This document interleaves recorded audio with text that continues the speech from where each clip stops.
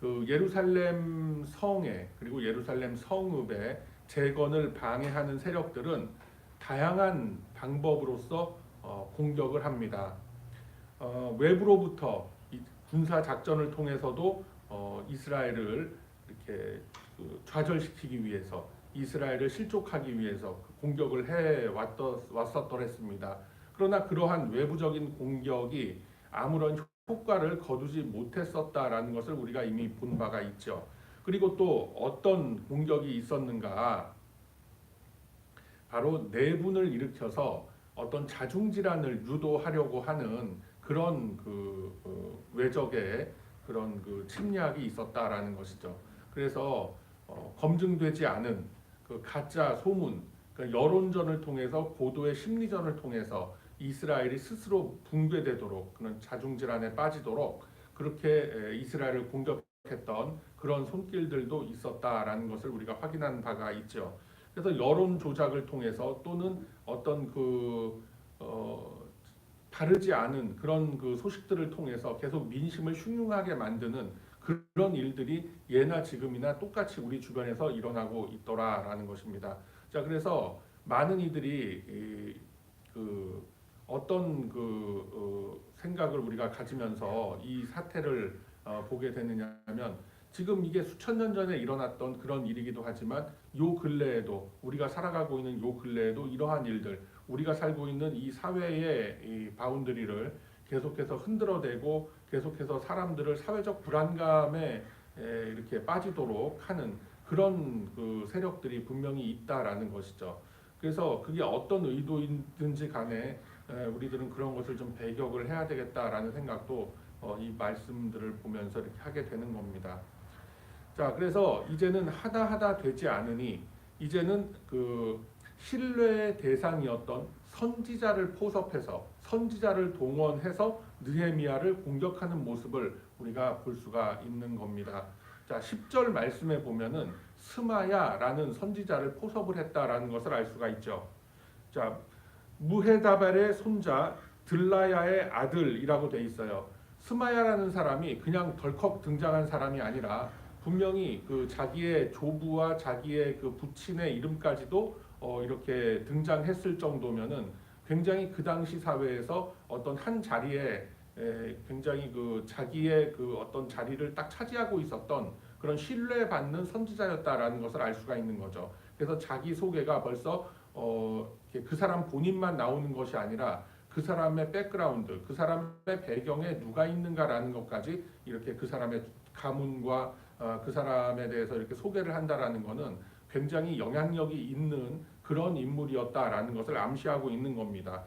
이 스마야가 집에 두문불출하고 앉아 있습니다. 그러니까 선지자가 그 당시에도 여러 사람이 있었을 터인데 선지자 한 사람이 바깥 출입을 안 하고 그냥 집에 앉아 있는다라고 해서 그때 당시에 느헤미야가 그의 집까지 직접 찾아가서 아니 이게 어찌된 일인가라고 살펴볼 정도면은 이 스마야라는 사람과 느헤미야가 어떤 관계였겠어요? 굉장히 절친한 관계, 가까운 사이였다라는 것을 알 수가 있죠. 그래서 이스라엘의 성읍을 이스라엘을 재건하기 위해서 예루살렘을 재건하기 위해서 이렇게 특별히 오게 된 그런 느헤미야가 직접 찾아가서 챙길 정도면 굉장히 가까운 사이였고 굉장히 중요한 위치에 있는 그런 사람이었다라는 것도 알 수가 있는 것이죠. 자, 그런 상황인데 이 스마야라는 사람이 두문불출하면서 집에 있으면서 찾아온 느헤미야에게 이렇게 이야기를 하죠.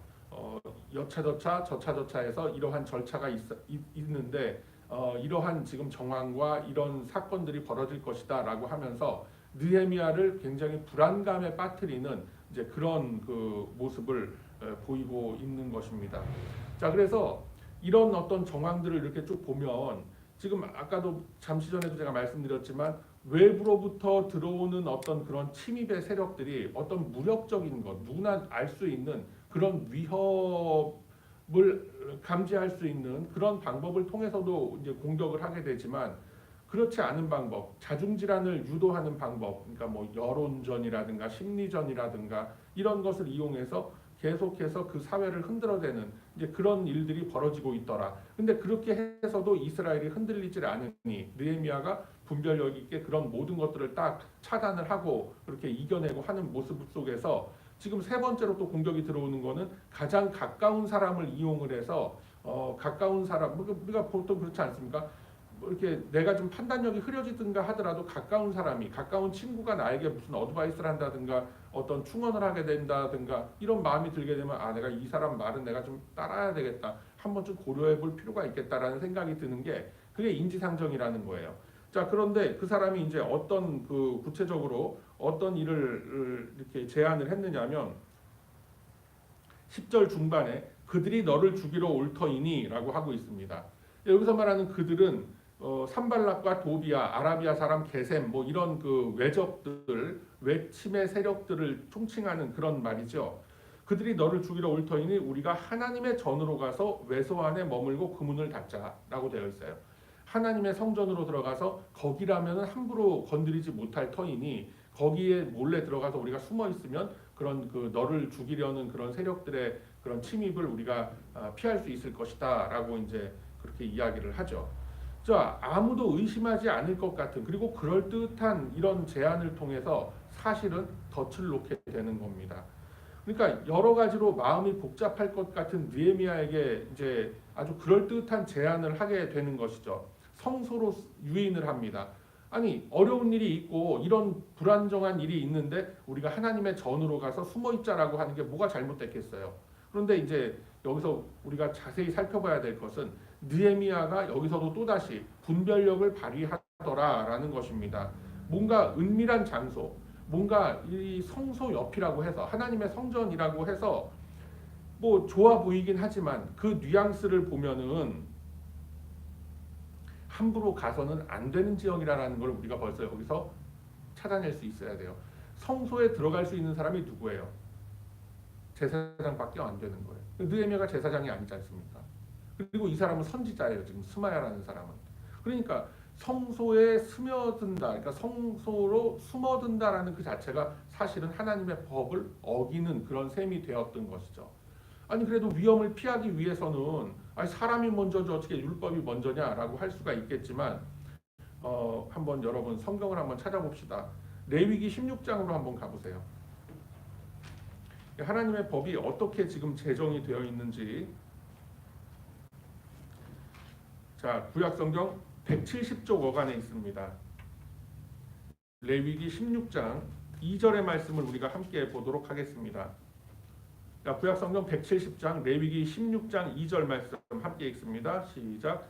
여호와께서 모세에게 이르시되 내 형 아론에게 이르라 성소에 휘장한 법궤 속죄소 앞에 아무 때나 들어오지 말라 그리하여 죽지 않도록 하라. 이는 내가 구름 가운데에서 속죄소 위에 나타남이니라. 아멘. 자, 이 말씀을 하나님께서 주신 이유가 있지요. 하나님의 성전은 굉장히 거룩하게 유지가 되어야 하고 그렇게 그 아무나 출입할 수 없는 그런 아주 성스러운 장소다라는 것을 강조하시는 거죠. 그렇기 때문에 부름을 받은 그리고 특별한 그 직책을 받은 그런 사람들이 드나들면서 청소도 하고 거기서 제사도 드리고 하나님의 임재를 간구하는 이제 그런 용도로서 쓰이게 되는 게 하나님의 성소인데 그걸 거기로 유인을 한다라는 것이죠. 그래서 이 자체가 벌써 뭔가가 좀 이렇게 깨림칙하다라는 느낌을 느헤미야도 받았을 뿐만 아니라 11절에 다시 본문으로 와서 11절 말씀 보면 내가 이르기를 나 같은 자가 어찌 도망하며 그렇게 말씀을 하고 있죠. 느헤미야가. 그러니까 내가 이스라엘을 지금 대표하는 사람인데 내가 외적의 침입 위협이 있다고 해서 그렇게 하나님의 성소로 들어가는 그런 그 율법까지 어겨가면서 내가 거기로 굳이 도망갈 필요가 있겠느냐라는 것이고 그리고 나 같은 몸이면 누가 외소에 들어가서 생명을 보존하겠느냐 나는 들어가지 않겠노라라고 말씀을 하죠. 여기서 말하는 외소가 굳이 성전 안을 얘기하는 건 아니지만 바로 성전 주변에 있는 어떤 은밀한 처소를 얘기하는 겁니다. 그런 처소에 내가 이렇게 들어가서 하는 게 덕이 되지 않을 뿐더러 남들이 보기에도 야 느헤미야가 겁먹었구나. 이제 느헤미야가 사라지게 되면 느헤미야가 저렇게 숨어버리게 되고 나타나질 않게 되면은 우리의 이 재건 공사는 어떻게 되고 이제 외적의 침입은 우리가 어떻게 막아낼 수 있단 말인가. 이런 그 이스라엘 내부의 자중질환이 일어나기 때문에 이 느헤미야는 분별력 있게 벌써 이러한 제안이 잘못된 것이다라는 것을 이렇게 깨닫게 되죠. 제가 드리는 말씀이 아니라 12절 말씀 보면 벌써 깨달은즉 그는 하나님께서 보내신 바가 아니라라고 되어 있죠. 그러니까 느헤미야가 벌써 기도 중에 이 사람이 지금 나를 위해서 충고를 하는 게 아니다.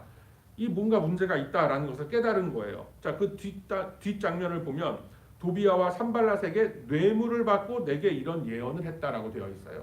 그러니까 이 잘못된 선지자가, 거짓된 선지자가 이 자신의 어떤 그런 신앙의 양심까지도 전부 다 뇌물에 팔아버리고 이제 느헤미야를 쓰러뜨리기 위해서 거짓 예언을 하게 되었던 거예요. 그러니까 자기의 어떤 소소한 유익을 위해서 이 이스라엘의 재건이라는, 예루살렘의 재건이라는 어떤 이런 막중한 민족적인 이런 그 거대 공사를, 사역을 놔두고 이렇게 자기의 양심을 팔아버리는 이런 일이 벌어졌다라는 것이죠.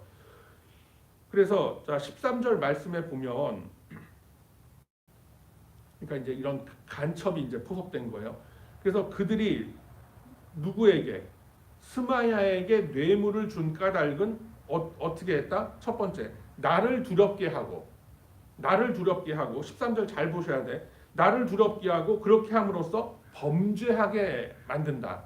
그러니까 범죄하게 한다라는 속에는 내가 하나님으로부터 받은 나의 사역과 나의 소명을 다 내버리고 도망가는 것도 되고, 구체적으로는 하나님의 전에 함부로 그냥 숨어들, 자기의 어떤 개인적인 신변의 위협 때문에 하나님의 거룩한 성소에 막 스며드는 이런 어떤 율법을 범하는 이런 죄악을 짓게도 하고, 또 악한 말을 지어 나를 비방하게 함이었더라라는 것이죠. 그러니까 이런 덫을 놔서 자 느헤미야가 피할 수밖에 없는 이런 상황을 만들어 놓고, 느헤미야가 이제 그 말을 듣고 피했단 말이에요. 그러면 이제 뭐라고 하겠어요? 자 느헤미야가 율법을 어겼다, 하나님의 성소로 몰래 숨어 들어갔다, 그리고 그 아닥사스다 왕의 후원까지 받아서 이스라엘을, 예루살렘을 재건하려고 지금 여기에 왔다는 그 리더라는 사람이 자기의 소명과 직분을 다 내던지고 저렇게 연약한 모습을 보여서 되겠느냐 말이지. 이런 식의 또 여론 공작을 펼칠 수 있는 이런 게 모든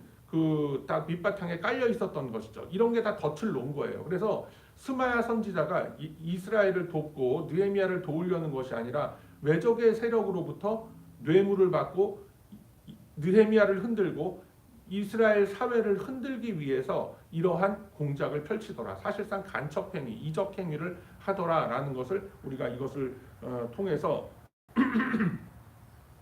볼 수가 있는 겁니다. 그래서 여러분 한번 생각해 보세요. 예나 지금이나 우리가 살아가고 있는 이 사회에도 보면은 항상 그 뭐 요새 가끔씩 특히 한국에서 들려오는 뉴스들 보면 뭐 반국가 세력을 막기 위해서 뭐 이런 그 조치를 했다, 막 이런 뉴스들도 우리가 참 듣고 하는데, 거기서 말하는 그 반국가 세력, 사회를 어지럽게 하는 그런 세력들이 과연 어디인가, 누구인가라는 것을 생각할 줄 알아야 돼요. 그러니까 여러분 한번 생각해 보세요. 어떻게 하면은 예루살렘을 잘 재건을 하고 느헤미야와 힘을 합쳐서 우리가 이런 방향 저런 방향으로 가봅시다라고 같이 이렇게 논의를 하고 토의를 하는 그런 자체를 놓고 우리가 사회를 어지럽게 하는 세력이라고 할 수는 없죠. 전부 다 목적은 같으니까요. 그런데 굉장히 그 사회가 잘못하면 어떻게 될 것만 같이, 그러니까 제가 구체적으로 말씀 안 드려도 요즘에 그 뭐 시사적인 상황도 굉장히 유사합니다. 야, 이건 뭐 누가 나서게 되면, 누가 뭐 정권을 잡게 되면 나라가 망한다. 뭐 어떻게 무슨 대한민국이 어떻게 된다. 미국이 그냥 전부 다 몰락하게 된다. 이제 달러가 휴지 조각이 된다. 막 해가면서 계속해서 그 사회 안에 불안감을 조성하는 그런 세력들이 있어요. 겉으로는 전혀 아닌 것 같아요. 뭐 자기들이 굉장히 그 사회를 위해서 하는 것 같이 하고 있지만 사실은 그게 전부 다 간첩 행위라는 거예요. 그래서 제가 지난 시간인가 언제도 한번 말씀을 드렸지만 유튜브에 나오는 그런 시사 유튜버들 보지 말라고 하는 이유가 그런 거예요. 이게 어느 쪽이든 간에 어떤 의미든 간에 사실상 그 사람들이 이 사회에 이적 행위를 하고 사회를 흔드는 그런 역할을 하는 케이스가 굉장히 많다라는 것을 우리가 분명히 분별할 수 있어야 합니다. 그렇기 때문에 항상 뭔가 불안감을 조성하고 항상 혼란을 조성하고 하는 그런 세력들이, 그런 사람들이 과연 그 공동체를 위한 사람들이란 말인가라는 것도 우리는 분명히 생각을 해볼 수 있어야 된다라는 것이죠. 자, 그래서 이런 그 외적의 세력들이 궁극적으로 원하는 것이 뭐냐면 그 공동체에 자중질환을 일으키는 거예요. 그러면은 이런 그 역사적인 사실과 이런 그 우리가 살아가는 이 현실 속의 사실들을 놓고 우리가 한번 영적인 그런 측면에서 한번 이걸 생각해 본다면 사탄이 우리를 공격합니다. 우리 거룩한 예배 공동체를 공격을 하고 목회자를 공격을 하고 여러 직분자들을 공격을 하고 여러 성도님들을 실족하게 하고 낙심케 하고 절망케 한단 말이에요. 그런 그들이 들고 나오는 여러 그 무기들이 있어요. 잘못된 여론을 자꾸만 만들고 불안감을 조성하고 야 이렇게 가서 이거 어떻게 되냐 이러다 뭐 망하는 거 아니냐 막 이런 식으로 이러다가 뭐 우리 전부 다 뭐 없어지는 거 아니냐 막 이런 식으로 계속해서 불안감을 조성하고 굉장히 부정적인 그런 언행을 통해서 모든 사람들에게 그 좀 이렇게 괴로운 마음을 주고 낙심시키고 하는 그런 일들에 쓰임 받는 그런 존재들이 분명히 있더라라는 겁니다. 뭐 우리 공동체 안에야 그런 존재들이 없다고 저는 보고 있습니다만 항상 보면 그래요. 입만 열면은 부정적이고 안 될 거야. 이렇게 하면 뭐 전부 다 뭐 실패할 거야라는 식으로만 생각하는 그런 사람들이 굉장히 많이 있어요. 물론 어떤 일을 하다 보면은 안 될 때를 우리가 이렇게 각오에 어느 정도 생각을 해서 뭐 소위 말하는 플랜 B, 플랜 C 뭐 이런 것도 우리가 생각을 해야 될 때가 있긴 있습니다만 지금 여기서 말씀하시는 거는 교회 안에서도 그리고 우리의 그 마음 속에서 내 속사람의 그 마음 속에서 계속해서 문제를 제기하고 계속해서 부정적인 것을 제기시키면서 우리를 낙심시키고 좌절하게 하고 절망하게 하는 거예요. 그러므로 인해서 결국은 어떻게 하느냐? 야, 저 사람 저거 좀 이렇게 현실이 좀 힘들다고 저렇게 뭐 하는 것 같더니 저렇게 해서 결국은 교회를 떠나고 결국은 신앙을 버리게 되었구나. 뭐 이런 식으로 비판을 한다든가 말이죠. 아니면은 이게 좀 더 사회적인 공동체로 우리가 그 시선을 넓혀서 보면은 뭐 어쩔 수가 없어요. 그러니까 예를 들어서 이런 거겠죠. 밥을 안 준단 말이에요. 예? 계속 사람을 굶겨요. 어디다 가둬놓고 어떤 딱 바운드리 안에 가둬놓고 그리고 나서 그 사람이 어쩔 수 없이 뭐 이렇게 뭐 냉장고라든가 아니면 무슨 뭐 식량 저장소라든가 이런 데 가서 슬그머니 음식을 꺼내올 수밖에 없는 상황을 억지로 만들어 놓고 자 봐라 음식 도둑질하는 사람이다 이런 식으로 만약에 사람을 모함한다고 했을 때 그게 과연 올바른 비판이냐라는 거죠. 여러분 그런 지금 제가 굉장히 쉽고 아주 간단한 예를 하나 들었지만 이 구도가 이러한 비판의 구도가 우리가 살아가고 있는 이 세상 속에 굉장히 많이 퍼져 있습니다. 누군가를 악마화하고 어떤 한 부류의 사람들을 그렇게 해서 저주하고 하는 그런 일들이 우리 사회 속에도 얼마나 많이 있는지 모릅니다. 교회 공동체 안에도 있고 우리가 살아가고 있는 이 사회 속에도 많이 있어요. 그 소위 말하는 무슨 뭐 어떤 계층 간에 어떤 뭐 인종 간에 그리고 어떤 지역 간에 그런 차별과 이런 것을 통해서 계속해서 이렇게 부정적인 그런 그 여론을 조성해내는 그런 사람들 뭡니까 여러분? 사탄의 앞잡이로 쓰임 받고 있는 거예요. 제가 더 자세하게 말씀드리고 싶지만 뭐 아침부터 너무 또 갑자기 또 이렇게 볼륨이 커지기 때문에 이쯤에서 그만합시다. 여러분들 뭐 다 이렇게 생각을 해보시면은 그런 일들이 우리 주변에서 내가 살아온 그 인생의 과정 속에서 내 주변에서도 얼마나 많이 일어났었다라는 것을 여러분 분명히 아실 수 있을 거예요.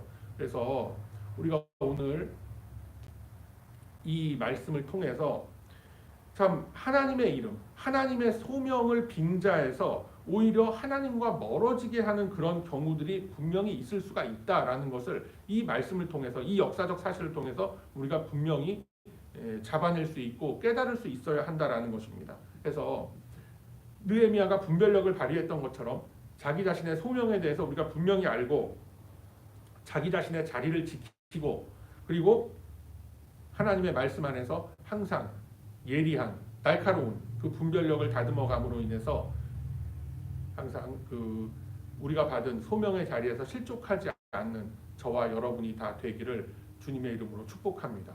여러분 이 기도의 제목들 잘 마음속에 품으시고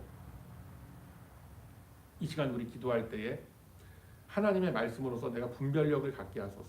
무엇보다도 내가 분별력을 갖게 하소서. 그리고 때로는 내 주변에 있는 사람들, 내 주변에 있는 지체, 심지어 목회자라든가 이런 사람들을 이용해서라도 하나님께서는 우리를 낙심시키고 실족시키게 하는 그런 도구로서 사용할 수가 있어요. 누구를 들어서라도 그런 것을 우리가 분별해내고 또 서로 간에 권면할 수 있는 그런 용기, 분별력을 허락하소서라는 이 기도의 제목을 가장 먼저 놓고 우리 함께 기도하며 나아가는 저와 여러분의 거룩한 이 아침이 되시길 주님의 이름으로 축원드립니다. 아멘. 자비로우시고 은혜로우신 아버지 하나님,